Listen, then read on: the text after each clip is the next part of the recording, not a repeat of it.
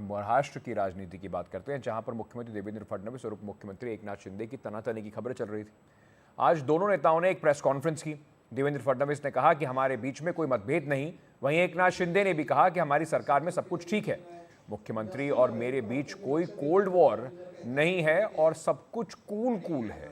Media कितनी भी breaking करे, हम दोनों में कोई ब्रेक नहीं है।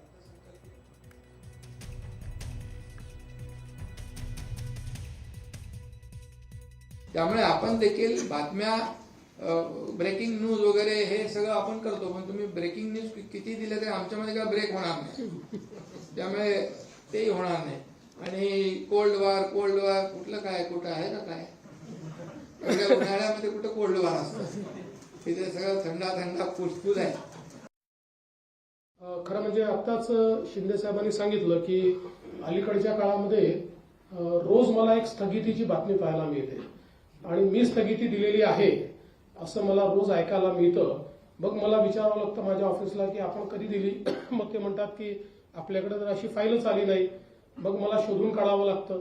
अलीकडच्या काळामध्ये दोन गोष्टी माझ्या असं लक्षात आल्यात, मी तुम्हाला विनम्रपूर्वक सांगू इच्छितो. एक, आमच्याकडे कुठल्याही आमदारांनी निवेदन दिल्यानंतर त्यांनी काही मागणी केली असेल किंवा एखादा आरोप जरी केला असेल तरी त्याच्यावर आपण तपासून कारवाई करावी किंवा माहिती द्यावी असं लिहितो. आपण कधीच इग्नोर करत नाही.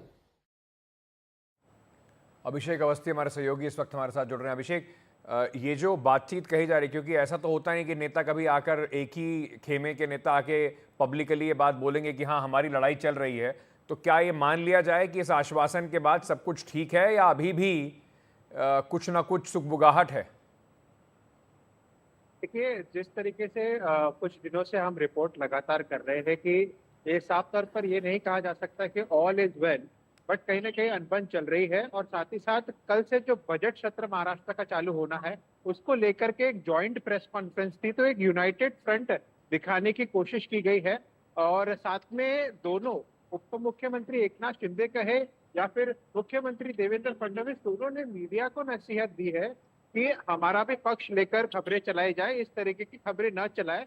और साथ ही साथ ये भी कहा है कि कितने भी ब्रेकिंग न्यूज कर ले, हमारे बीच में कोई कुछ भी ब्रेक नहीं होगा। एक तरीके से कल से जो सत्र चालू होना है।